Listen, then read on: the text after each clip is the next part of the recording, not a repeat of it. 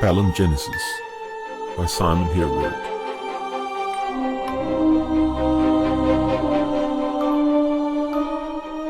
Book 3, Heart of the Sear.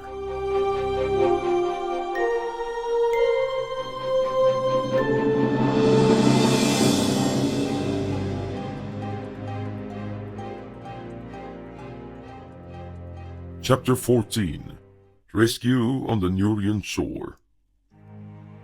All the following day, the fishing boats from Varus crept up the coast, their occupants keeping a nervous watch on the southern horizon.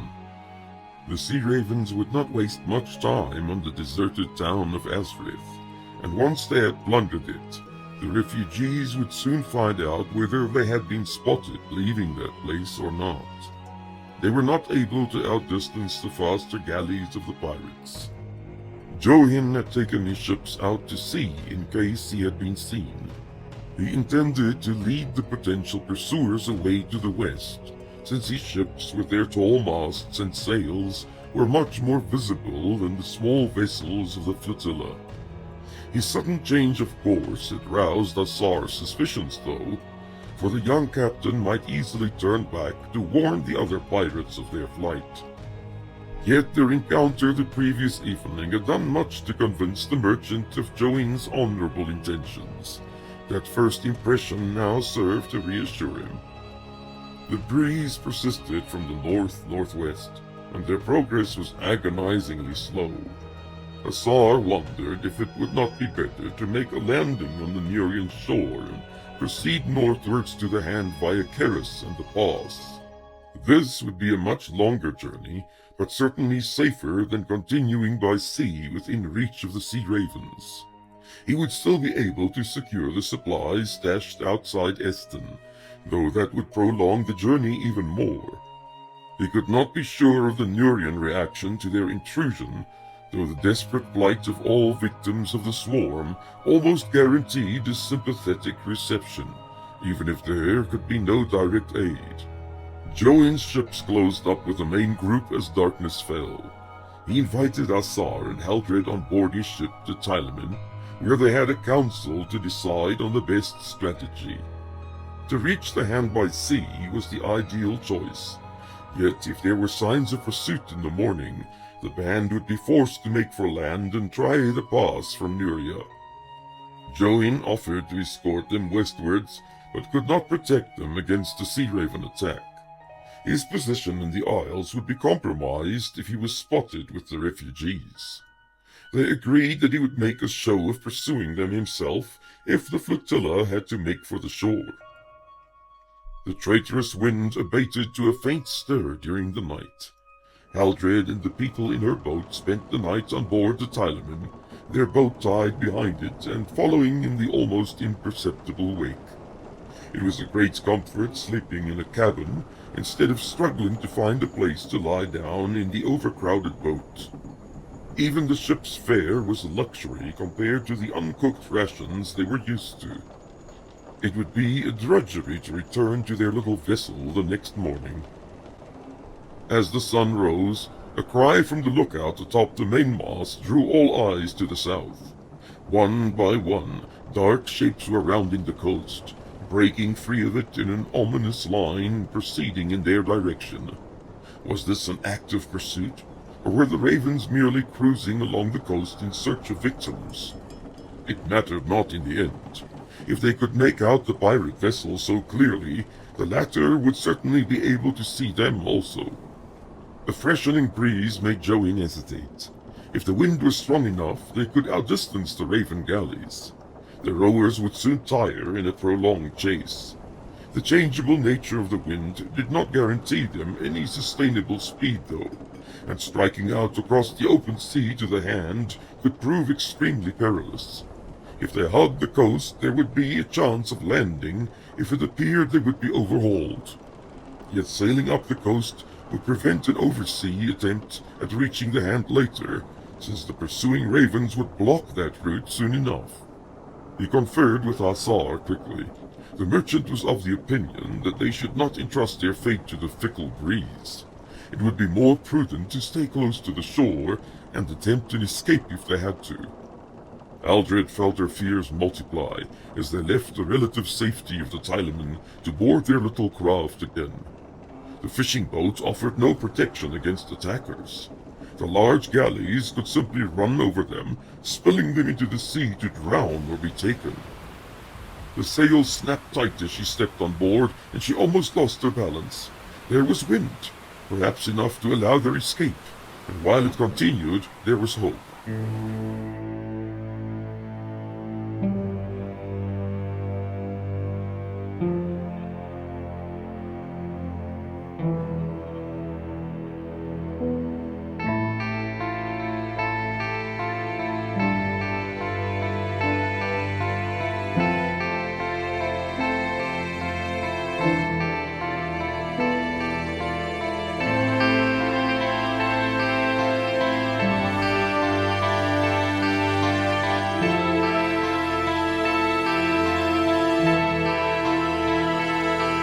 The council room became a refuge for Gareth. All manner of manuscripts and ancient accounts were contained within the shelves and cabinets, making an excursion into this quiet realm akin to a treasure hunt. So much of what had passed formerly in Myril was recorded here, from ages beyond what he had imagined. The pictures and records of places unknown competed in his mind, occupying the emptiness that threatened to overwhelm him entirely. Only at night, when the quiet dark surrounded him, did the aching loss grow too powerful to resist. Then he turned to memories of good times and bad, for what were the disappointments if not shadows augmenting the brilliant sunrise that had surrounded him that moment he awoke in the marshlands, free of the choking tour device, free of the suffocating dark, and with the impossibly altered gaze of his father upon him. It warmed him still, here in the cold north, with the threat of their permanent separation washing over him. The first day he had lost himself in the odd writings, forgetting where he was or the time of day. Sith had entered at some stage to light the fire and bring him a meal. This interruption was hardly noticed, so that when he grew hungry again, he was almost surprised to see an empty plate on the table next to him. Ceridwen came to see him in the afternoon. She was accompanied by an old man who introduced himself as Lathan. Now there were more discoveries to be made. Gareth listened open-mouthed to their account of Grail and the clearings, the hunting trails, the arena, the brutality. They, in turn, had no end of questions about the world from which they had been separated for so long. His limited knowledge and extensive experience were put to the test answering all these queries. For a moment or two, he saw the annoyance in the eyes of Cale when his questions had seemed never-ending. Cale. Where was the old man now? Ceridwen had questions of a different nature also. She wanted to know about the art. Gareth showed her what he knew of light crystals, Lathan looking on in fascination. She struggled the first time, but as soon as she realized it was as simple as touching someone with a thought, the crystals obeyed her. When he brought fire from the hearth to a candle on the table, though, she shook her head. No, I have no talent for that. I cannot sense the flames at all. The boy's eyes had grown large. He regarded her in a puzzled way. Is it different to the way you touch people? She nodded. Oh, yes. People invite the touch. And the crystals? The crystals are more difficult to find, but they are strangely familiar to me, as if I used to know about them before. Gareth smiled at her. Yes, though you don't know when you first heard it. But the fire is only a little different, like finding the blade to compose it. I know nothing of blades. They do not call to me. Even when I hold one in my hand, there seems to be no connection. I believe it must be in you, like Nurian. Nurian, he is a healer. He was born with that gift. I have wished to have just a hint of it, but... She shrugged. I can tell when a person is gifted like that. Lund is very strong and brave. He's dangerous when aroused in battle, if a little reckless. I knew that when I first touched him. With you, it was different again. There is so much about you that I cannot measure or understand. You frighten me a little. Gareth smiled again, a little embarrassed by this confession. I know so little. I have no power over anything. There was an odd pressure in the room, a growing sensation he had felt before. I do not even have a blade. He felt uneasy and a little sick, like when the daytime dreams were crowding in unbidden. Ceridwen saw the boy's expression change. His voice trailed off when he grew pale. Though his eyes still looked at her, she knew he already saw things beyond the walls of that place. Are you well? Lathan's voice broke in on them. He was staring at Gareth. The boy did not reply, but spoke to Ceridwen instead. Will you help me? His breathing quickened. His tone was apprehensive, frightened. Of course. She answered before thinking. He reached across the table. Give me your hand. Ceridwen hesitated for a moment, then extended her hand to him. When I ask you, bring me back.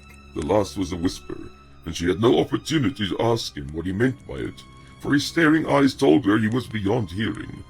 She felt for his mind carefully, not knowing what to expect. The shadows grew large in the room, as if the fire had retreated to sudden cold ashes, and the crystals lost their strength. There were cries, long and drawn, mournful from deep places, like the caverns beneath Nun Merrick. A beating of great wings rose from the abyss below, exulting in the misery, the hopeless suffering. The monstrous birds, with their bat-like wings, circled up and out, gliding in the pale light of the stars, the terrible fear riding with them, harbingers of death and utter desolation. There was blood in the fields and towns, blood enough to stain the sea crimson. Violence rolled over the land in a giant wave, tearing through the towns and streets, boiling up from the dark south, irresistible under the shadow of those wings, and the cry rose louder and keener, till it seemed Myril itself had found a voice to protest the twisted force imposing its perversity upon the land. And then, in a riotous display, the birds descended on the river inn at Store, where a long snake of marching fiends were gathering, a tide of rage and violence. Fang and claw, spear and shield, all aimed at the unprotected heart of Nurian. And underneath the armor and scale, the cold threat of forces unknown that waged war against the mind and sanity. Above all, growing in supreme confidence and potency, rose the shadow itself, like the clouds of a terrible storm massing on the horizon, and all reason fled at its rising, all hope abandoned the onlooker, for the hooded man had come for him, and this time he could not be duped. He was shaking, pleading, under the death tree, for time to undo such things as he could never come to terms with. But there was no one to hear, no one to aid him. There was something in his hand, pulling him, and he remembered. The dream faded. He returned to the room. He was on the floor, he noticed, on all fours, the sickness slowly receding. For a while no one spoke. There was no sound but his rapid breathing gradually slowing. Ceridwen knelt down next to the heaving boy. She was half afraid to touch him, half afraid he would take her back to that place on the river. He was mumbling something now. She could barely make it out. I'm sorry, I didn't mean. It was a bad one. She put a hand on his shoulder to help him up. He sat back on the floor, propped up against the chair. Already some of the paleness was receding from his cheeks. She spoke in accusation. You wanted to go there, didn't you? His eyes asked for understanding. No, yes. I cannot help going, but sometimes I stay because I want to know. What was that thing? I know the destroyers, but there were others too. And the big one.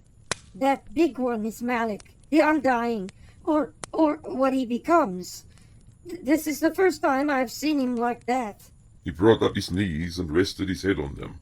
A shudder passed through his body. No one will come back from Belruth alive. The shock of his words chilled her to the bone. Instinctively she wanted to deny them, refute them, But what she had seen but moments before could not be resisted. She realized they were true. Sith entered, a look of concern on his face. Prince Gareth, Lord Vera sent me. He would talk with you before you have another of these dreams. He had the customary goblet with him. Gareth looked up in surprise. He knows about them. Sith did not reply to what he deemed a redundant question. Instead, he placed the goblet on the table and helped the boy up off the floor. When Gareth was seated in a chair, he gave him the cup and guided his hands to his mouth as if to ensure he would drink it immediately. I know you are tired now, He said. but make sure you see him before you go to bed tonight. It is very important. He watched the boy empty the cup, took it from him, and promptly left the room. Gareth got up on his feet, but dizziness gripped him, and he had to steady himself with a hand on the table. Sarah forced him back into the chair. Wait a while. You're not well. She put a hand on his forehead. He managed to smile at her. Oh, this happens all the time. You mean, you often have these dreams? Since I was in Lakeside, and they put that collar on me, I've had these dreams. Worse than before. But I've had dreams since I can remember. She stared at him. And are they always this terrible? Oh no, there are good ones too. I guess right now there aren't too many good things happening to dream about. These dreams are true then? He nodded. Yes. It is only that often I misunderstand them and they overtake me by surprise. Veer was in his bedchamber, a room Gareth had never seen before. The boy remembered Karth's room on Heron Inrath, the scattered artifacts, the tapestry, the oddments of armor. This place was quite the opposite. It was bare except for a canopied bed, a tall wardrobe, and a smallish desk. Apparently, the seer did not spend much time in these quarters. As soon as he entered, Veer motioned him to a stool in front of the desk. He sat down opposite on the bed and proceeded to frown at the boy. You play a dangerous game with Malik. He lifted a hand to silence any potential protest. He can find you when you spy on him, and he will hurt you. After all, spying is his field, you know. The seer folded his arms and cocked his head to one side. These dreams serve no purpose but to feed your fear. You have to resist them, not embrace them. I try not to, but then I need to know what he is and how powerful he is. Because... Because Rune will have to face him, and you want at least a little hope that he can prevail. Gareth nodded sadly. Listen to me, Gareth. There are many things you cannot perceive in your dreams that may influence that contest. There is no way to gain any assurance from them, one way or the other. Again there was a nod in reply. Veer continued. You are too young to expose yourself to such power. You can lose your mind, even your life. I avoid close scrutiny of the enemy, relying on other sources for the greater part. Only in extreme circumstances do I risk confrontation. The boy was overly tired. He knew too well the debilitating fatigue, the numbing weariness that came with these dreams. He had felt the touch of that demon upon him. how do I resist him? Find a place where you are safe, a place you have seen in your mind, and go there. If you are trapped because you linger too long, call me. I will hear you. You brought me out this evening. Yes, and a good thing I was looking out for you. He knew about you and trapped you into some helpless condition. You are very irresponsible to drag the girl in there with you. I thought she could help me. She's a listener. She does not have your capabilities. Saragwin's protection lies in the fact that she is unobtrusive. Exposing her like that could destroy her. Gareth looked down at his fingers. I'm sorry. I thought you were busy. Well, you know what to do now. Gazing at the enemy's might will not diminish it or increase our own. You have given us an unimaginable contribution in the form of your father and Malik's horde. Be content with that, and do not fret over things you cannot change. For a moment, Gareth thought the seer would reach out and touch him, but Veer did not move. Instead, he asked, So, where are you going the next time darkness lures you? To the stone marker in the vale. That is where I went when she wanted to hurt me. Veer did not reply immediately. His eyes changed in the dim light, and his expression softened a little. She is dead, you know. Perished in the fire of Lakeside. I felt her give up just before, as if she wanted to go. Will she come back? No doubt she will. The where and when I cannot tell, or what kind of world will be here to greet her. Gareth stared at the man in front of him on the bed. How did he feel about this woman who was supposed to be his mother? Did he love her? He wondered out loud. Would you help her when she comes? Veer had his answer ready. If she wants to be helped. The night did not offer dreamless sleep as he had hoped. Yet the vision that ambushed him in the early morning brought an urgency with it that he knew had to be conveyed right away. Events unfolding before him were close and real, as if the screams and fear were in the room with him, and he could feel the stumbling panic of the refugees. The slaver galleys loomed up and towered over their prey, small vessels from which all manner of people tumbled in disarray, frantic to gain the shore before they were overtaken. A small man in a feathered hat urged them on, beside him a woman and a little boy staring in horror. The arrows whistled down from the decks and up from the boats, but the contest was unequal. The woman drew his attention as if beckoning to him, though he could not discern the reason. He saw her face clearly, her gray eyes under the anxious frown, her long dark hair loose and flowing in the wind. He sensed her fear and fatigue, the long struggle of her journey fraught with danger, something of the horror she had endured. There were glimpses of the smoldering cities of Ligurium and beyond, the wasted lands where secrets multiplied in the dark underground. Shouts rose up from the pirates. They were newcomers to reinforce the fleeing victims, tall ships with some of their own kind on board. He thought it strange to find traitors among the sea ravens, especially since the late arrivals had no hope to withstand the might of the galleys. The shore was close. If they could but distract the pirates long enough, many of the people would escape to land. Yet surely the ravens would follow them till every last one had been captured. There she stood still, watching, waiting for something, someone, to bring deliverance to them all. How that longing echoed in his heart. For him the someone had come. Gareth woke with the thought of the dark-haired woman in his mind. Her cry rang in his memory, a single word so often repeated, Rune, the name of his father. Who was she? How did she know him? One thing was clear. She would soon be in dire need of help. If Rune held her in any esteem, he would want to know this. It was still early, but he did not hesitate. There was an almost immediate answer to his stirring thought. Don't you ever sleep? The sudden joy he felt at the familiar touch, the pretended annoyance, was overwhelming. I had a dream. Why are you awake? I have much to think about. Was it bad? In a way, it concerned you, but not directly. It was about refugees from the south, in peril on the sea. They were attacked by sea ravens, and among them was a woman that knows you. A woman? What did she look like? Gareth described her to the best of his ability. When he mentioned the little boy and the man in the feathered hat, Rune was sure at last. It is the princess from Ligurium, Haldred. With all the southern lands gone to the pit, it is a miracle that she lives still. Where was this attack taking place? I am not sure, but it is not far. Somewhere up the Nurian coast, maybe as far as Eston. There were dark, sandy beaches.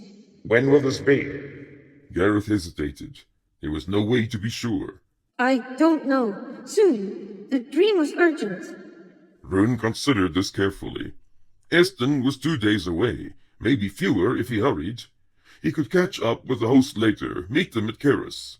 He would need help, though, to deal with the ravens. How many galleys? 10 or 12, but some were hanging back. The water the boats headed into was shallow and treacherous. Rune looked about the tent he shared with Hunnick and the Enrathian Viran. As far as he remembered, these men had a score to settle with the traitorous ravens. There was no time to lose. Go back to sleep. I will deal with this.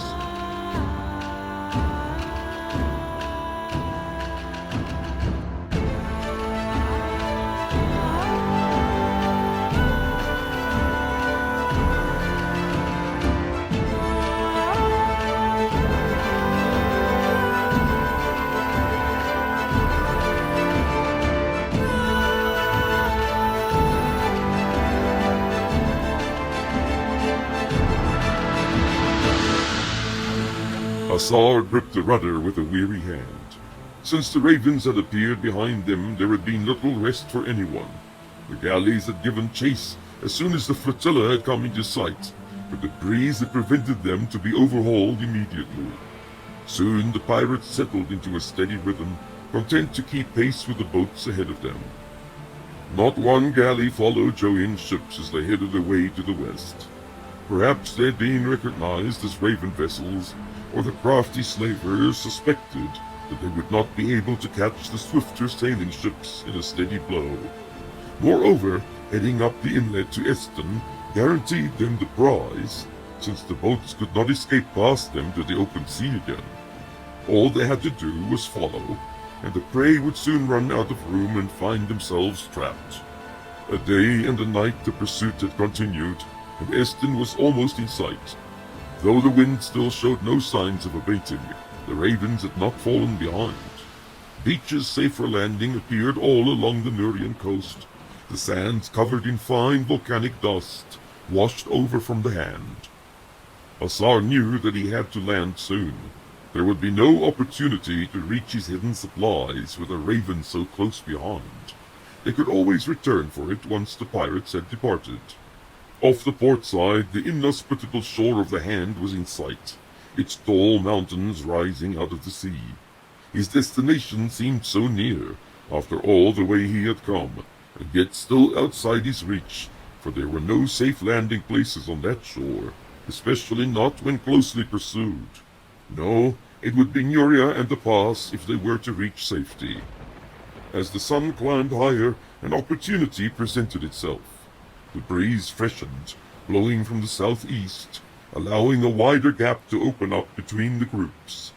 Sear waited for the pirates to notice and react. They had sails also, and would benefit from the wind, but not as much as the lighter fishing boats. He watched with incredulity as they shipped their oars. This was a blunder indeed.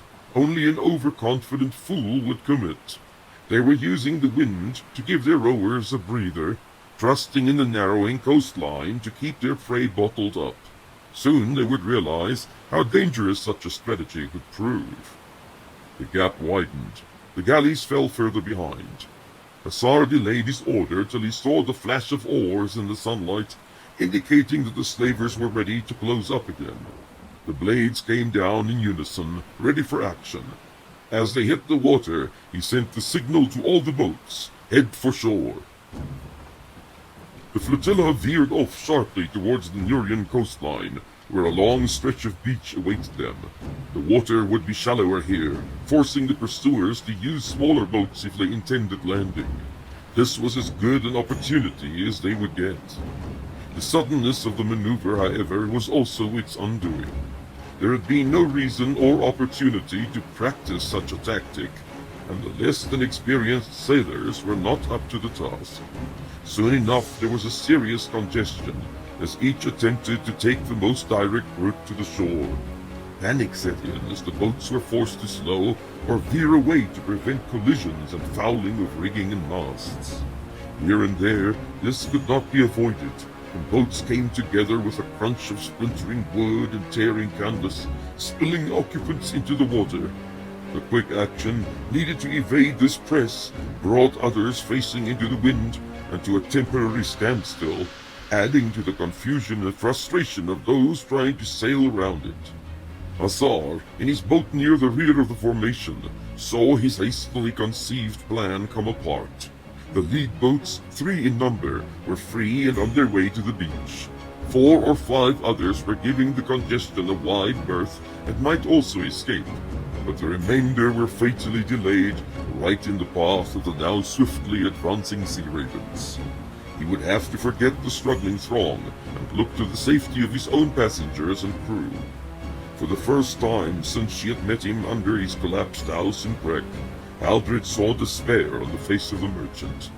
It was impossible to swerve round the right flank of the chaotic melee before them, for that would mean heading into the wind or back in the direction of the pursuers. They had to follow the vast majority of unentangled boats, making for the open water downwind. This meant more congestion and delays. There was just not enough room to work their way around. Sear had to trim the sail and slow them down rather than collide with more boats fleeing in the same direction. He looked at Haldred forlornly and shrugged. We have the worst of luck today. To get away free is nigh impossible now. Haldred looked back to where the galleys were growing ever larger behind them. She shuddered at the thought of falling into the hands of these despised sea bandits. It would be better to throw herself into the sea and drown. I will not surrender to them. She shouted above the growing din of the panic-stricken refugees. I will die first. Sear shook his head vehemently. No, Princess. Where there is life, there is hope. We may surrender today to escape tomorrow. They will not destroy those who can be of value to them. She looked at him directly. What value can we be? They have more than enough slaves as it is. The woman they may take.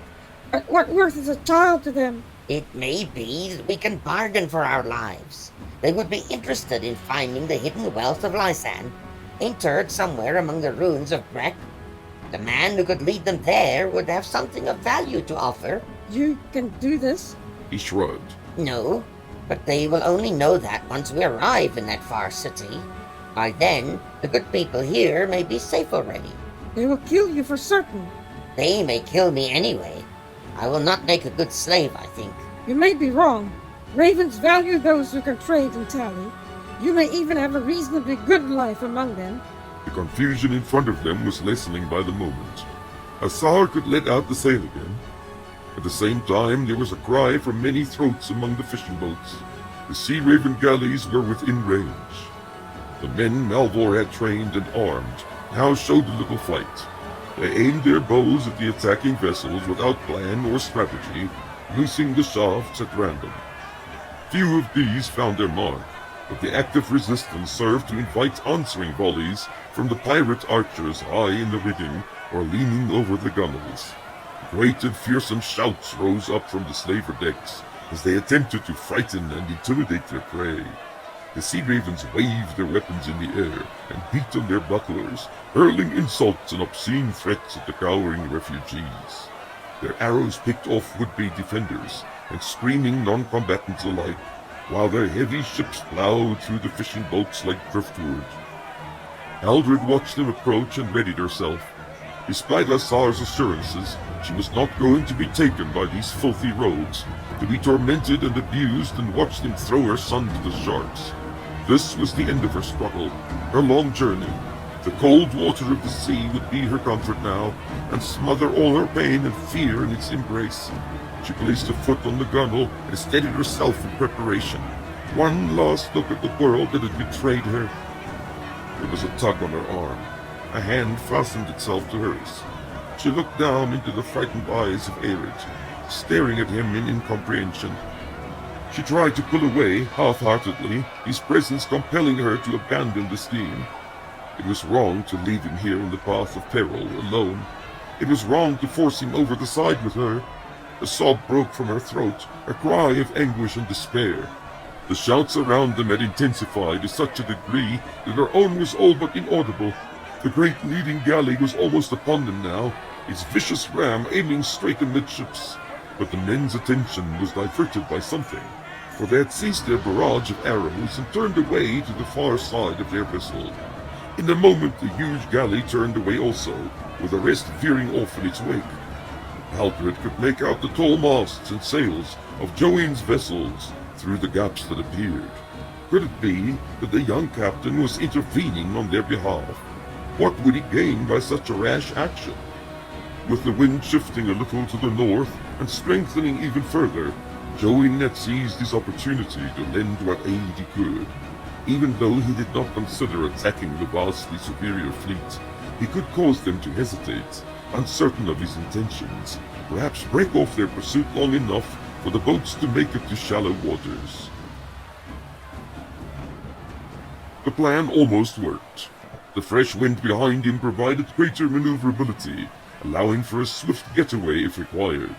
He signaled from his deck to the Raven flagship to back off, since the prizes they were about to take were his by reason of first claim. Whether the captain of this vessel doubted his loyalties, or simply did not respect the Sea Raven law enough to oblige him, Johin would never find out. The turn of the Raven vessels made him rejoice at first, but soon he realized their hostile intentions. 3 or 4 worked their way round to the north, their tiring rowers straining against the wind in an attempt to cut him off. The signal to engage came from the flagship, with an added pennant calling for no prisoners. Perhaps the man respected the law enough to want to avoid appearing in court at all. If there were no witnesses to his deed, there would be no one to bring a charge. Johin waited till the last moment before tacking. He had a surprise up his sleeve, and almost welcomed an opportunity to reveal it. His ships turned away to the southwest one after the other, each one launching an unwieldy short-range missile from a ballista on the foredeck. 2 of these found their mark, shattering on impact, and splattering burning pitch over the deck, rowers, and rigging of the closest galley. There were immediate cries of anguish, and pandemonium broke loose on board. Each one looked to save himself. Some even leaped overboard in an attempt to douse the flames, consuming their soaked garments. By the time a semblance of order was restored, the fire had spread among the rowing benches and up the mast. The galley veered to one side, almost colliding with the next. Smoke poured from it, obscuring the vision of those behind. The success of this attack discouraged the other pursuers, who now turned their attention back to the smaller craft. Johin swore as he watched them disengage and renew their attack on the refugees. His surprise had proven all too effective. Asar's boat, becalmed for agonizing moments by the shifting wind, had worked its way round the entanglement of craft by the time the Ravens bore down on them once more. They were perhaps 30 yards from the surf now and moving at a good pace. The Sea Ravens, enraged by the attack on one of their number, drove forward like fiends, disregarding the danger of running onto sandbars in the shallower water. Aldrich saw them gaining and realized that it would be a close-run thing. How they were to land through the surf with a wounded man and keep ahead of the pursuit she could not imagine. Johin's brave attempt to help had only served as a temporary reprieve. She watched in horror as the big ships tore through the befouled boats, smashing them and spilling the people into the water to be fished out later. There would be no quarter now, no mercy to be expected from the angry slavers, humiliated by their inability to close with the sailing vessels. Again the arrows came whistling down from the high bows, killing indiscriminately. It broke her heart to see the ones who had endured so much and traveled so far fall to these cowards of the Isles. She saw Julos again, dropping from that death blow the body of her father. This could not be her fate also, she thought, and that of her son. Oh, please, let Johin turn just one more time. Let there be someone watching from the beach, someone strong to give them aid and shield them from these tormenting demons. But who was left in all this world to hear her cry? Malvor was gone, ruined. The first boat was among the breakers already, but the majority would be overhauled for certain. Just then, one of the galleys slowed dramatically and came to an abrupt halt, twisting sideways in the waves. It had run aground. Shouts of surprise and fear rose up from it. Immediately, oars were shipped on the rest, and the sails came down. Frantic action could be seen on the decks as boats were readied and lowered, some with only a few men on board. Aldred felt the boat gather speed as they were helped along to shore by the breakers. They would have a little time to gain a head start. The ride through the surf was rough. When the boat beached in the shallow water, the men jumped overboard immediately, reaching up to help the others. Aldred leaped down with them, waist deep in the water, and lost the footing. A wave washed over her as she rose up, sputtering. She clung to the gunwale to steady herself.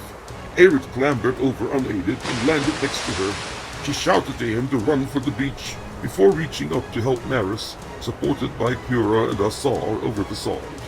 The young man did not make a sound as he stepped down into the water, though she knew he had to be in great pain. Even in her haste and distress, she noticed the trickle of blood between his lips. They headed for shore, forgetting about baggage or supplies. These would only slow them down. Aldred stumbled through the dragging water, one of Maris' arms about her shoulders. Ahead she saw the waiting body of her little boy. She fixed her gaze on it, straining against the weight, the water, the clinging fear. Only when it reached to her knees did she dare to look back. A sea raven boat packed with men were only yards away from where their boat had beached. A sob rose in her, but she swallowed it down. Ahead, Arid was on the beach and turned to look for her. She screamed to him to keep going, to find somewhere to hide. They would not spare his life. Azar was still with them. They were moving quicker now, splashing through the shallow water. There were more figures on the beach. Other boats had landed. Everyone was running over the dark sand, over the dunes. Arrows fell among them as the ravens closed in, but none found their mark, the archers' aim spoiled by the uneven movement of their craft. Aldred's breath came in gasps now, and she could see that Cura was faring just as bad. They had to stop for a moment, just to get their breath. The dunes beckoned, promising more safety than she knew they afforded. Maris was very pale, his eyes closed. His breathing was shallow and his shoulders slumped. He whispered something barely audible. Leave me here. Leave me. Cura was sobbing. Haldred looked at the young man and shook her head. Never. Please, don't let me be the cause of your death. It will not kill me. Somewhere ahead, the voice of her son reached for her. She looked up at the line of low dunes stretching the length of the beach. There were figures ranged on it, forming a ragged line. The men were in position to offer a measure of resistance. All they had to do was gain that line of defense. She glanced behind her. The pirates were splashing through the shallows, laughing, satisfied that their prey could not escape, looking forward to the entertainment ahead. Haldred reached out for Cura. Are you ready? The girl nodded dumbly. They set off again, the body between them seemingly multiplied in weight. Haldred stumbled, almost dropping to her knees. There were jeers and catcalls coming from the sea. Azar appeared out of nowhere, another man with him. Gratefully, she relinquished their burden to them. With these reinforcements, the group made such good speed that it was all she could do to keep up with them. Hitching up her wet garments, she noticed that she had lost her shoes somewhere during the flight. Running through the now loose white sand, this was certainly an advantage. Her feet sank into the soft sand as the incline increased. She scrambled upwards to where 12 men stood, with what weapons they still possessed in hand. Her racing thoughts told her these few were not even slowly advancing marauders. Yet she dared to halt the mad flight and look back at the beach below. Figures were running from the water's edge in all directions. The last of the slaver boats were landing, disgorging more and more of the fiends onto the beach. It was a hopeless struggle, this final bid for life and freedom. She kept staring, though, fascinated, as the little bands of refugees were overcome one by one. Anyone who resisted was struck down without mercy. Those who surrendered were made to lie face down on the sand, a guard set over them with a drawn sword. The band of ravens that had landed in their wake was approaching at a trot. They hesitated, though, seeing the line on top of the dune, their vociferous attempts at intimidation dying on their lips. This appearance of organized resistance was not to their liking. More refugees were making their way over to the dune. It could just be that the victims were going to make a stand here. Haldred looked about for a place of concealment. The land beyond the dunes was relatively flat, covered in gray stones and low shrubs. The closest trees were more than 100 yards away, on a low slope leading to a hill a mile distant. There was little chance of reaching these unseen. She glanced back at the men in their makeshift line of battle. Their faces were set and determined. 2 more joined them from below. What was she to do? Maris was worn out. Did she abandon him here? Surely the ravens would not bother dragging him back to the boats. They would simply slit his throat. Run, she told herself. There was nothing she could do to save him anymore. She had to look to herself and her son. Cura. The girl looked up at her with tearful eyes from where she was bending over Maris. Haldred gestured in the direction of the trees. We have to head for shelter. The eyes pleaded with her. Go on, princess. I will follow with Maris as soon as I can. In a moment of painful realization, Haldred understood that this could be the last time she saw the faithful girl who had been her help and companion since Frane's Point. Was she to lose everyone she cared about? There was no time to express her gratitude or a proper farewell. She knelt down and embraced Cura quickly, whispering while she did so. Do not linger here. I will wait for you in the trees. She stood up and looked about for Arid. The boy was standing with the men, staring down at the beach. Several bands had joined together, forming a group of perhaps 50 strong, and was advancing on the dune. She grabbed hold of her son, pulling him back, at the same time realizing that it was too late to run. A shout from behind made her turn her head in surprise. 3 figures had emerged from the trees and were running downhill towards them. She gazed at them uncomprehendingly. Were they locals coming to help against the pirates? Was it not madness for 3 men to break their concealment and rush into peril like this? There was a drawn-out shout from below as the ravens rushed the dune. She hardly noticed, however, for more figures, clad in black, were pouring from the trees, and she had recognized the leading figure of the 3. Her heart leaped, even while her mind rejected the possibility. But he came closer, a chrysolite blade in his hand, the sunlight caught in it, with his 2 companions keeping pace. Haldred staggered back as he swept past her, convinced her fevered mind had conjured this image from thin air. Rune felt the familiar exhilaration of combat take hold of him. It had been so long since he had drawn a blade in battle. He laughed out loud, shoving through the line of bedraggled men on the dune. With each stride he felled an enemy, the blade as light as his gloved fist. All too soon the ravens ran from him, dropping shields and swords in their haste to escape the 3 fiends descending on them so unexpectedly. 15 of their number lay dead, and they had not even reached the defensive line. Rune halted to take stock. Hannik and Björk came up beside him. The beach was littered everywhere with pockets of prisoners, running refugees and pursuing slavers, numbering over 500 in all. More pirates were coming on shore in boats. Where do we start? Asked Hannik. He shrugged. Wait for the men to catch up. They wouldn't want to miss the fun, having come all this way. You run well, said Bjorn on the other side. One might even guess there was a reason for such urgency. Rune shot him a quick glance. Was there a hint of pleasantry in the man's expression? Did we not arrive in the nick of time? Was it not as the boy described it? There's no arguing with that, conceded the tall Viron. But there must be refugees all over the eastern shore. What makes these so interesting? The Inrathian band, 100 volunteers, closed up behind them and formed itself into a line. This little group contains the last of the Ligurian king's line. Perhaps the king himself, and someone I have promised to aid before. Björn glanced at Hannik, who merely shrugged. Any excuse will do for me to lay a blade to these traitorous scum. Rune flashed him a quick smile. What say you take half the men and start at the boats?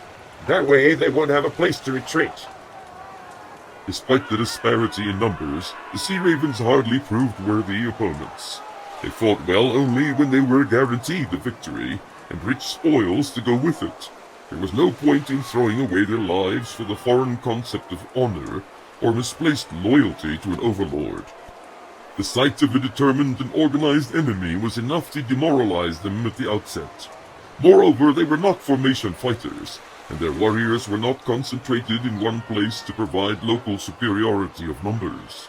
It was a simple task to roll them up and force their surrender, with not even a tenth of their force fallen to the sword. The mostly empty galleys, witnessing the disaster on the beach, set their sails immediately and limped out of the bay southwards, but not before Johin had closed in again, captured 2 of them, and set fire to a 3rd. Rune watched this display from the beach and thought he recognized the outline of the lead Sea Raven vessel so openly breaking with its own kind.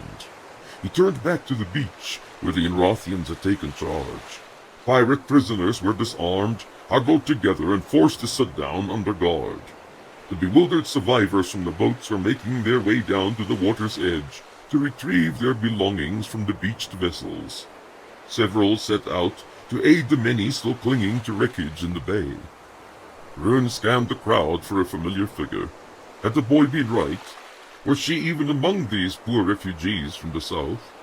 He spotted the group through which he had rushed when first engaging the enemy.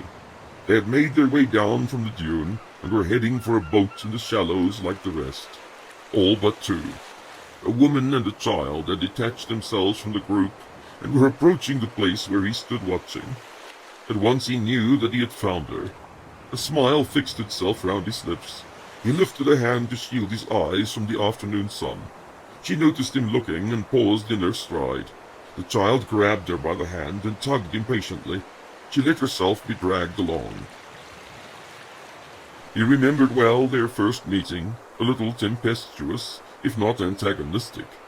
Yet even then she had enchanted him, too sincere and honest at heart to defend herself against the slur and gossip surrounding her.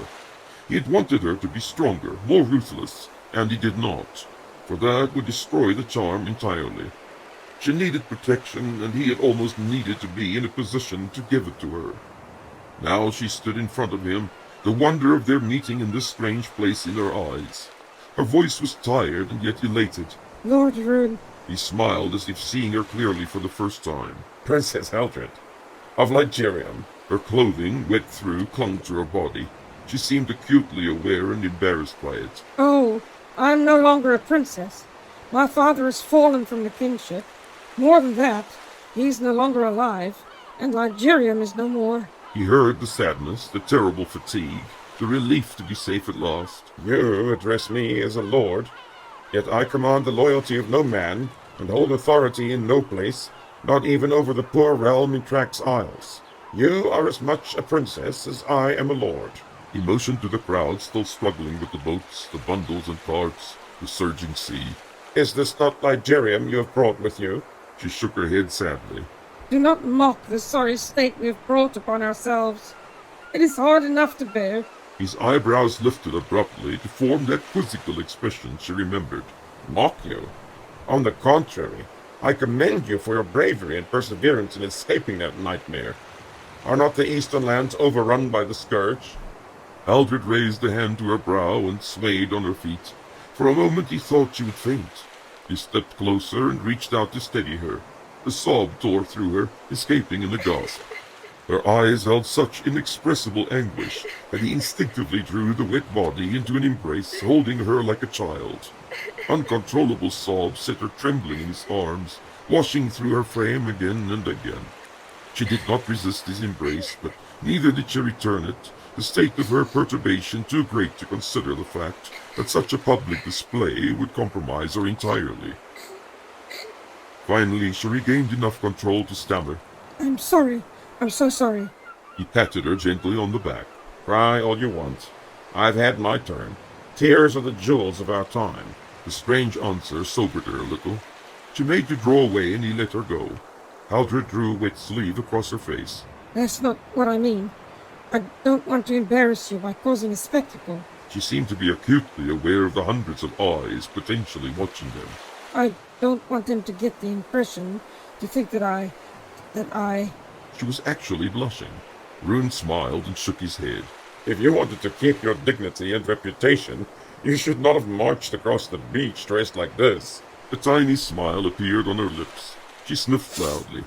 Perhaps it was prudent to change the subject. How is it that you came to be here in the very hour we had such desperate need? The Viron possess talents that are uncommon and useful. My son saw you here 2 days ago. He it was that warned me. Haldred was mystified. Your son? A Viron? I was not aware. Neither was I, till a few days ago. The younger prince of Nuria is not Fingor's, but mine. Something in the way he made this claim warned her of the transformation that had taken place in him. In vain she would look for the old Rune she had known before this day, the pride, the disdainful self-reliance, the bitterness he used to wear as armor. Now only memories of that vulnerable exile grieving for his lost dream could be seen in his eyes. You were close by then. That I was, but unaware of where you were in Myrtle. Did I not warn you to take your son and head east? There was little opportunity for that. I was sent to Lysan with Julos, and then back again during the rebellion. He was killed when the bandits took us. I'm sorry, though I cannot say that he did not deserve it. I'm sorry too. He took something from me that can never be returned. Yet I was sad at his passing. These bandits, how did you escape them? That is a very long story. First tell me what we are to do now, and where we are to go. Rune looked past her to where another familiar figure was approaching. Perhaps you had better ask this fellow, though I would not be surprised if he intended all along to land exactly here this day. Hussar smiled as he swept his feathered cap off his head. The bow that followed put all the others before it to shame. Ah, Lord Rune, you give me too much credit. Certainly, I was heading for the northern coast of Nuria, but the vultures of the sea interrupted my journey most inconveniently. Needless to say, I appreciate your timely interference with their undoubtedly malicious scheme most profoundly. Good Asar. I had no idea you had been left to fight your way out of the doomed south by yourself. An enterprising man such as you could have chosen a safer passage. There was a glint in the merchant's eye. That may be so, but plans already laid had to be adjusted to accommodate the larger number fleeing from Breck. It would not have been quite so perilous had it not been for the unforeseen treachery of the venerable pirate lords. Rune stretched out a hand to him. Then I have you to thank in part for the preservation of these people.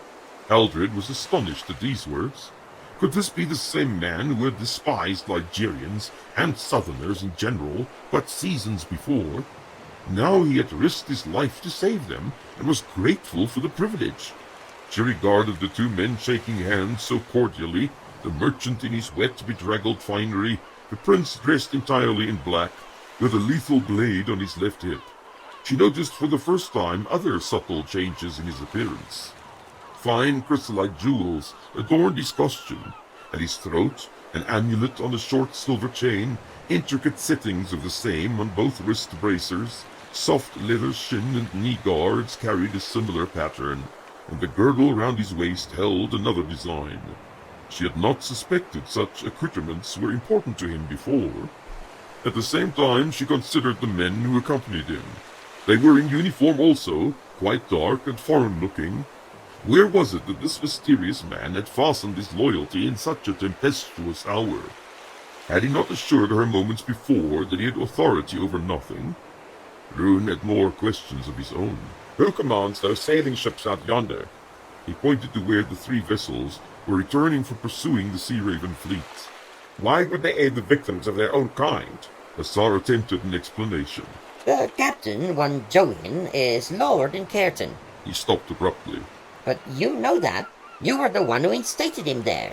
Not quite. I merely recommended him to Raschent. So, he has helped you. Indeed, Said Haldred. and others along the coast. Zebar's alliance with Malik does not sit well with many in the Isles. There was a tug on her wet dress. Arid motioned for her to lean down so he could whisper something to her. His eyes were staring at Rune all the time while this exchange took place. She straightened up, smiling. In reply to the quizzical looks of the men, she merely said, He wonders when we are going to have our lunch. It is way past noon and he is starving.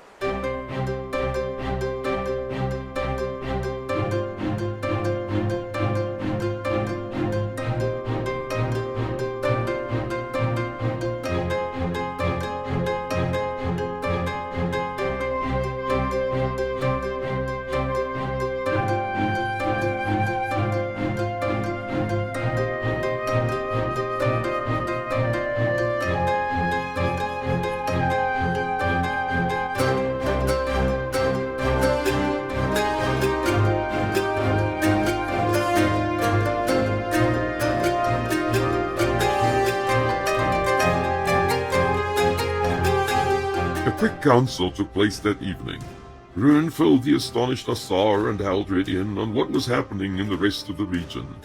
The news that both the Nurian and Ligurian hosts had been swallowed by the swarm came as a shock. Haldred wondered out loud if anything they achieved at Frane's Point had had an impact in the north. It was with relief they learned that Belruth still stood, and with utter amazement that even the Aranites were marching to its aid. The world had changed dramatically since the ending of the previous cycle. He explained that he could not escort them to the Hand, for he had to head back to Keris and from there march on Belruth to face the Tour host. It was possible to see them safely to that town if they could keep up with the pace of his men. However, they have not encountered any hostiles or swarmlings this far north. It could be that the refugee column would be able to travel without fear of molestation to the pass and beyond. Join and two of his men arrived halfway through these deliberations. After an expression of mutual surprise and joy, the young captain joined in the council, advising all on the state of affairs in Trax Isles. Rune was especially interested in knowing what had taken place there since his departure in Tide. Join briefly described the successful bid for power by Lord Zebar, the radical change of policy away from neutrality in favor of support for the Swamp Lord, the quiet dissension among several of the more established Sea Raven captains. Zebar was little more than an opportunist who had committed himself to Malik's cause for the simple reason that he believed him to be the overwhelming favorite to win the war around the inland sea. Even limited support would gain him the favor of the future potentate, holding sway over all the lands bordering the sea, not to mention the vast opportunity for plunder and slaves presenting itself now that the strong coastal kingdoms were brought low. All those who opposed this view were silenced by the magnitude of the devastation wrought by the swarm. There was no resisting Malik's designs after such a display. Yet it was perturbing to consider the unassailable position that lord would soon assume. Would there be any need for his comparatively feeble Sea Raven allies in the new economy? This thought, coupled with his intense dislike of Zebar, had first prompted the young man to work against the grand design of Malik Yulian. Furthermore, though he was no moralist, Join had no use for slavery, having been exposed to it himself as a child. His actions on behalf of the refugees on the sea that day would be considered treason by the Sea Raven Lord unless he could convince Zebar that he had acted out of self-interest only. This would not be an easy thing to do.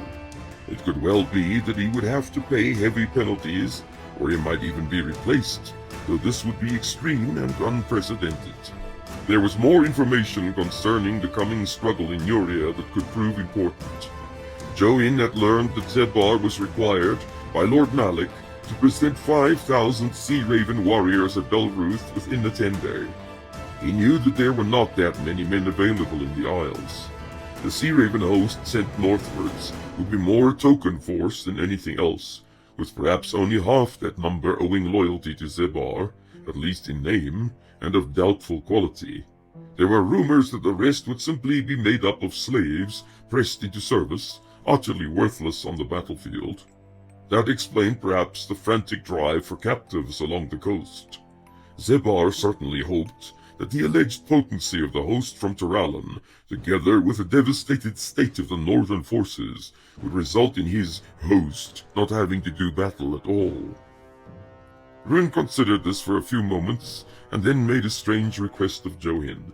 There is a way of retaining your lordship in Kerton, appease Zebar, and strike a blow against Malik at the same time. Return to Kilvest at the first opportunity.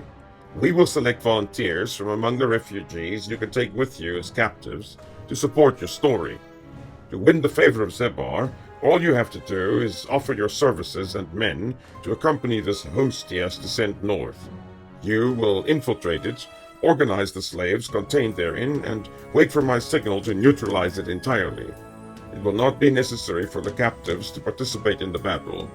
All they will have to do is overcome their unsuspecting masters to regain their freedom. After that, they may head for safety at the first opportunity. Join nodded, smiling. I see how this might work. In fact, I like it very much. But don't be in a hurry to call for the uprising. Wait till Lord Malik has need of the formation. Or, if you are unable to reach me, will you rely on my judgment to pick the right moment? Rune remembered the warnings and advice of the Sear. I will. It could well be that my attention is occupied elsewhere.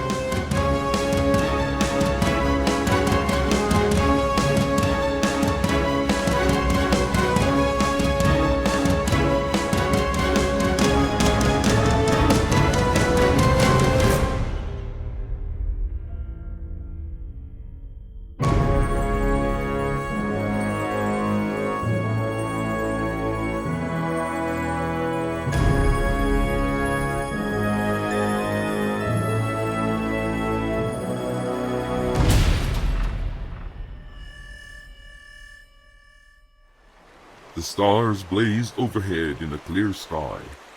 Haldred knew she had to rest herself for the exertions of the coming day, but her mind was still so full of the miraculous happenings she had witnessed that it would be impossible just yet. The burden, The suffocating weariness of the helpless refugee had finally lifted, bringing such a fierce relief, such an exuberance, that it was hard to imagine what her state of mind had been that morning. In fact, she felt a different person altogether, as though she had woken from a fearsome nightmare and found the day breaking. She stretched out her legs on the cool sand, watching the line of white surf glinting in the starlight as the waves rolled in on the beach.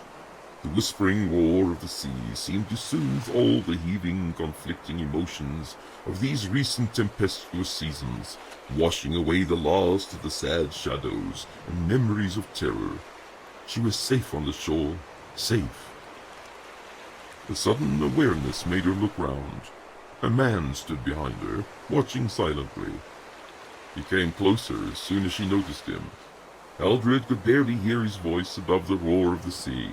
Princess Haldred, you should get your rest. Tomorrow will be upon us all too soon. Even his voice was altered, she thought, not in sound or quality, but in the subtle tones revealing one's deeper motives. He came to sit down beside her as she replied, Please, do not call me by that title anymore. It seems so pretentious now and formal. Rune smiled to hear this request. The woman he had met in Arwis had held the title in such high regard. What had become of that proud person? What should I call you then, lady? She shrugged. Just Haldred. His head tilted slightly as he regarded her. Fair enough. If you will forget the Lord and simply call me Rune. I would prefer that. A comfortable silence descended upon them, and for a while they sat staring at the night sky. In a way, Haldred hated disturbing this newfound peace, but she felt obligated to express the concern that had troubled her since the afternoon. I apologize for my lack of decorum on the beach earlier today. It must have been acutely embarrassing for you. He laughed softly, causing her to regard him reproachfully. Lack of decorum, you say? Perhaps you were the daughter of a king for too long, Haldred. Fear and prolonged suffering have a tendency to rob us of dignity and etiquette. If anything, it was flattering that the man who used to be a monster could offer some comfort to one as refined as you. She shook her head, smiling. You were mocking me, but I guess I deserve at least some of it. A serious look settled on her brow again. Thank you for saving my life, and that of my son and friends. If you had not arrived just then... She sighed heavily. We've come so far, seen so much. You have Gareth to thank for that timely arrival. Gareth? My son. Once I heard the warning, I could not disregard it, even if there was just a slim chance of reaching you. It is a strange thing, but I have felt an obligation towards you, almost since the day we first met. Did you not wonder why I went to so much trouble to see you in Breck, risking the guards in the palace? She stared unseeingly at the white lines of water. I have always been alone, even when Julos took me from my father's house. He never shared my dreams, never really cared about what I thought or needed. But I am guilty too, never really understanding him or his desires. In a way, we remained strangers all our lives. I do believe I know you better after our brief encounters than ever I did him. Those encounters had their effect on me too, He replied. You saw something in me I no longer thought was there. Imran knows I'd worked long and hard enough to bury it. A simple observation from you helped undo all that effort. She looked up at him, grinning. I'm sorry. It was unintentional, I assure you. We are even then. You helped rescue me, you know. She gazed into the strange eyes. You are a different man to when I last saw you in Breck. It is a simple thing, really. I had supped full of hatred and malice, betraying those who had claims on my devotion, as I believe I had been betrayed. Finally, it all became too much to bear. There were voices strong enough to draw me out of that darkness. Here you had a part to play, for which I am grateful. I had been existing as a dead man for a long time. But now I dare to love again. My heart is no longer under lock and key. He paused for a few moments, and she looked away, a little self-conscious. A soft breeze stirred about them. His hand reached for hers, next to him on the sand. She did not pull away. Haldred felt her pulse quickening at the touch. She knew well what the hands of this man were capable of doing. Yet there was no aversion, only an affirmation of that tremendous comfort she had experienced when he had held her in his arms earlier that day. I have not lived a good life, Haldred. The things I've done cannot be undone or forgotten simply out of choice. The burden of my selfishness, my betrayal, my cruelty, I must carry this always. He looked at her, his eyes bright in the starlight. I have thought of you often in my travels, and I will admit to you that I care about you greatly. I think this may have been true, since I was offended by your belligerent attitude the first time I met you. You are honest, unafraid, and direct, so different to the manipulators and self-serving wretches that surrounded me. You wanted nothing from me but the truth, something I was unable to give. And yet soon I desired nothing but to earn that trust so foolishly, so undeservedly, yet so flatteringly bestowed on me. He felt her head leaning against his shoulder. Her reply was low, barely audible above the sough of the sea. It was most grudgingly bestowed at first, but I found myself in hours of desperation with only your image in my thoughts, as if there were no other that could or would come to my aid. And here I have the proof of your devotion this day. Was I not right to trust you? There was a pause. The wind played through their hair, freshening. Neither was surprised at the ease with which they could communicate their mutual affection. All the dark world about them seemed at peace. Trouble lay far beyond the horizon this night. I can offer you very little, Princess of Ligurium, even if it were not for the fact that I am on my way to probable death. My many castles and lands are laid waste, and my ships are commanded by others. There is not much more to me now than what you see beside you on this beach. Even the bountiful pride I cultivated has come to naught. Haldred laughed softly, then straightened up and looked at him. I'll take it, if you are really offering.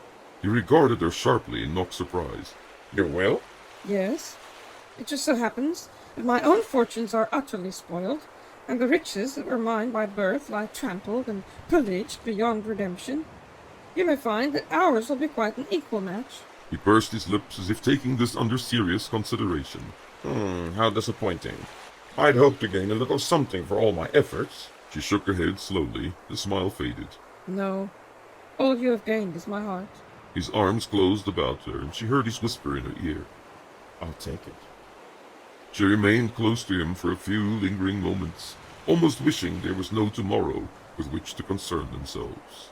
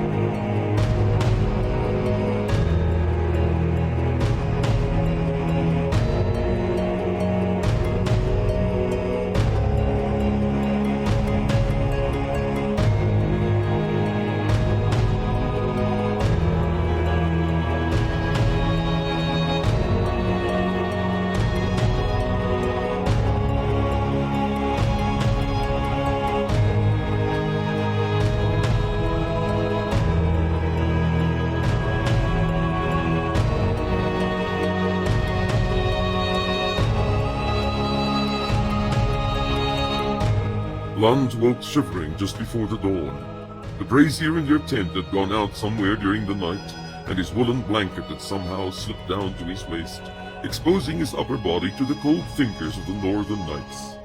Though the paling sky already lit up their shelter, he got up to stir the embers to life again, then drew the blanket around him and lay down once more. Perhaps he could shake off the chill before it was time to resume the march. All the activity woke Brithael, whose pallet was next to his. The huddling form stirred lazily, stretched itself, and settled again. Two arms appeared, as if to reach up and position the hands behind the head, and then retreated again. A sleepy voice complained. "It is cold in here." Lund smiled. The fire went out. It matters not. We will warm up soon enough. The sun is rising. "The sun seems to have less heat here than in the Sea of Trees." Grith remarked. We are a long way from the Sea of Trees. Things are bound to be different here. Brith lay silent for a few moments before speaking again. Marl is so big. How far do you suppose we are from Grail? Lund considered this carefully. From what the captured beaters had told him, and what he had learned since then, it was a great distance. 500-600 miles, maybe more. Brith whistled through his teeth. Will it take us many days to get to this Belruth? Lund shook his head. 5 days or so. We are covering about 20 miles a day. An exclamation interrupted their exchange. Not if you lie around all day. Brannick had burst through the flap, giving them a start. He looked at them in disdain, still lounging in their blankets. White powdery stuff covered his hair and shoulders, and he was smiling from ear to ear.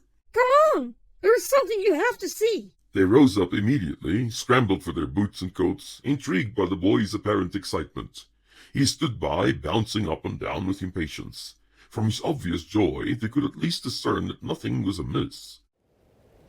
As soon as they emerged in the brightening morning light, they understood. Brith and Lund stared about them in wonderment. The latter took a few halting steps forward, his mouth agape. A cloud of downy white flakes was descending all around them, settling softly on the ground, on the tents, on their bodies. Everywhere, the entranced Viron were stepping out of their tents and into this magical white world never seen before. Lund raised his arms and tilted his head upwards, eyes closed. He felt the soft touch of the flakes on his face. It was too amazing to be true. There was a burst of almost insane laughter. The rain! The frozen rain! As if this claim broke the spell for all, boys and youths all around him exclaimed for joy, leaping about, picking up handfuls of the powdery deposits, tasting it, flinging it about, rubbing it on faces, amid a chorus of wild laughter. The sudden uproar brought many of the neighboring Aaronites out of their tents in alarm. Some had the sense to send for the captains. The strange behavior could not be explained by any rational means. Perhaps there was something amiss with the Viron rations. Lund sagged down onto his knees and bent down to scoop up armfuls of the snow. He remembered the dreams of a little boy in the farm clearings once told about this impossibility. Now he had it in his hands. The Aaronite lords arrived in haste and stopped short in amazement. It took a while for them to realize that the frolicking horde was not displaying signs of insanity. Railf stood watching the Viron play elatedly in the snow, shoving one another, laughing and running about. He could not believe his eyes. Ranald stood close by, almost as stunned as he was. The captain of many seasons' hard campaigning shook his head. They're children. These supposed allies of ours, mere children. By Imran's frozen heart, they will be trampled on the field of battle. We best plan our strategy without them. Ranald could find no argument to contradict this statement. He folded his arms and looked on, apparently lost in thought. Ere long, Lund noticed the silent, staring Aaronites and raised up to address them. I have dreamed of seeing this flaking rain ever since I can remember. This is a grand day. The Aaronites exchanged amused glances. Railf replied, What is so special about a little snow? It is nothing if not inconvenient. Viron youth stared at him disbelievingly. Inconvenient? It's magic. Railf snorted disdainfully. Yes, He brushed the powder off one shoulder with disgust. it's magic. Evrain bit his lip to refrain from laughing out loud. He could not resist the comment. Come now, Captain. There was surely a time when little Railf played in the snow like this. Did he not think it magic? Railf regarded him as if he had also gone mad. Then he noticed a twinkle in his eye. I'll little Railf you. He shouted, bending down for a handful of snow. Evrain had to scurry away to avoid the snowball. He sheltered behind the king, who was looking on in complete astonishment. Railf did not hesitate, and Ranald had to take evasive action or be hit by the swift missile. The tail end of it caught Evrain, who was doubled over in laughter, already reaching for ammunition to defend himself. Ranald raised his arms to intervene. His voice was low but urgent. Gentlemen, if you please, a little more dignity. The men are watching. There was no time to complete the sentence. Ranald retreated in haste to avoid the unbecoming skirmish that followed. His scowl of apparent disapproval prevented any of the Aaronites to follow the disgraceful example of their captains. However, this expression only lasted till he was safely hidden from view inside his pavilion. The guards outside looked at each other in surprise as they heard a loud burst of laughter coming from inside.